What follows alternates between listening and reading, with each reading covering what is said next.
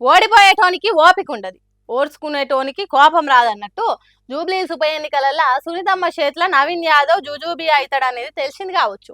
నిప్పుల పడ్డ ఉప్పోలే చిటచిటపట అంటాడు నవీన్ యాదవ్. కట్టలు తెంచుకున్న కోపం కొంపలు ముంచుతుందని ఎరగకుండా ఎట్లా పడితే అట్లా మాట్లాడుతున్నాడు. ఏమంటున్నాడు అనేది మీరైన ఒకసారి. బీఆర్ఎస్ వాళ్ళు పిచ్చి పిచ్చి వేషాలు, పిచ్చి పిచ్చి తమాషాలు వేసుకొని ఇది నా ఇల్లు జూబ్లీహిల్స్, నా ప్రాంతం, మీరు కాదు కదా మీ బాసులు కూడా గల్లీలకి బయటికి పోలేరు అని చెప్పేవాడు కూడా మీ ఇల్లు కూడా మీ గల్లీలు దాటరు, మీ ఇల్లు చూడరు.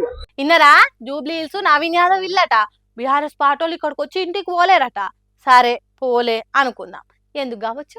నడుమిట్లు ఏమన్నా నవీన్ యాదవ్ పెట్టిన చెక్ పోస్టులు ఉన్నాయా, లేకుంటే జూబ్లీహిల్స్ నియోజకవర్గం చుట్టూ నవీన్ యాదవ్ కట్టించిన ప్రహారీ గోడు ఉన్నదా? దాన్ని దాటిపోయేదానికి బీఆర్ఎస్ పార్టీలకు కష్టమవుతుందా? ఎందుకు ఇంటికి పోలేరు కావచ్చు? ఎన్నికలలో పోటీ చేసిన అభ్యర్థి మాట్లాడే మాటలు ఇవేనా? ఓట్లు అడిగే ప్రచారం చేస్తున్నాడా, లేకుంటే గుండాగిరి చేస్తున్నాడా?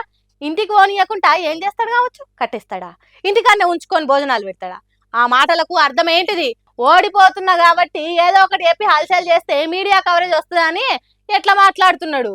బీఆర్ఎస్ పార్టీ లీడర్లు కరడు కట్టిన సమాఖ్యవాదుల బెదిరింపులకే జంకలేదు. వాళ్ళ మీదనే పోరాటం చేసి తెలంగాణ నుంచి తరిమేసిండ్రు. అసోంటిది జూబ్లీహిల్స్ నా ఇల్లు అడ్డా అని బెదిరిస్తే బెదురుతారా? ప్రచారం చేసుకుంటా ఈ గల్లెటు పోతుంది అని అడిగే నీకు జూబ్లీహిల్స్ ఇల్లు ఎట్లయితే నవీన్ యాదవ్ అని అడుగుతున్నారట. తన మాటలు జూబ్లీహిల్స్ పబ్లికే.